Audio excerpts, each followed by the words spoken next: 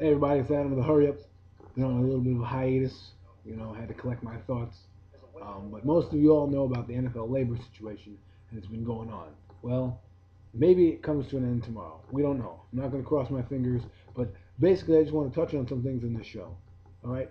Last week, we thought the labor situation between the NFL and the NFLPA was going to be over. Well, it was not.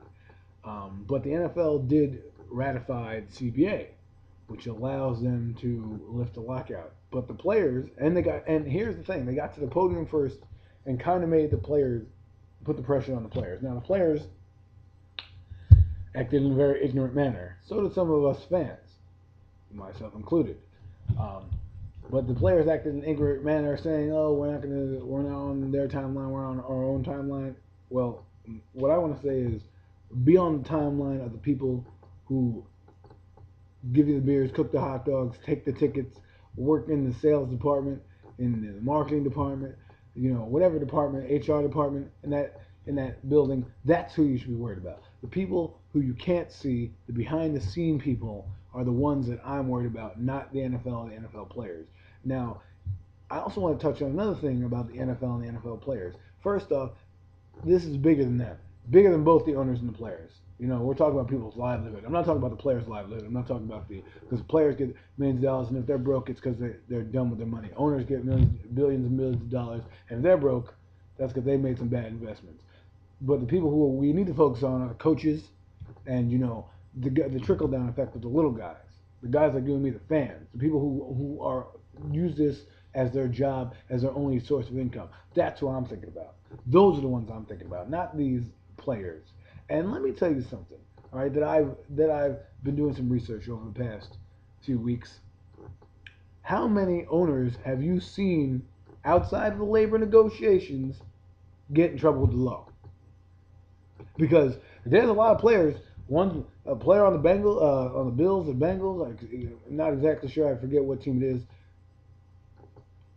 is in trouble for allegedly raping a girl. Um, there's players getting. Kenny Britt gets in trouble again. Braylon Edwards pleading for DWI. I hate to name these players. Don't mean to call them out or anything like that. But what I'm trying to say is, you see the laundry list of police blotter that goes on with these players. Now let me ask you something. How many police blotters have you seen with owners? None. So what I'm saying is, the fact that this lockout has gone on doesn't benefit the players because they're all getting in trouble. They're all getting in trouble. And the fact that they're getting in trouble is because they can't talk to their coaches. They can't talk to their quality people, their quality control people, because there is no quality control. When there's no quality control, these guys need like a father figure or somebody to look out for them. Say, hey, don't do this. Hey, are you in bed by this time? Even though they want to be wild. You want to be wild, fine. Now there's going to be a lot of penalties handed down by Roger Goodell, and all the players already hate him anyways. But you know what? If you hate Roger Goodell, then don't do anything to get yourself in trouble. It's like a little kid. If you don't want to hear your mom complain or nag at you about something, you tend to stop doing it, so you can just keep on going with your life because you don't want to deal with that. If you don't want to deal with the commissioner coming down on you, don't do dumb things. Don't do dumb things. Period. End of story. Has nothing else to do with it. So I just wanted to, go over that. I also want to talk about one more element that I don't like about the actions of the players. It's called Twitter. Now, this is an open forum for all of us to talk, all of us to air out our dirty laundry and anything like that. I've read some repulsive tweets from players. Things that you don't need to know about. I don't need to know about your life. I don't need to know about your sex life. I don't need to know anything out of the ordinary. If you want to say hi to people or you want to tell them, oh, it's a beautiful day outside, fine. But these players really go out of their way on Twitter to really be heard.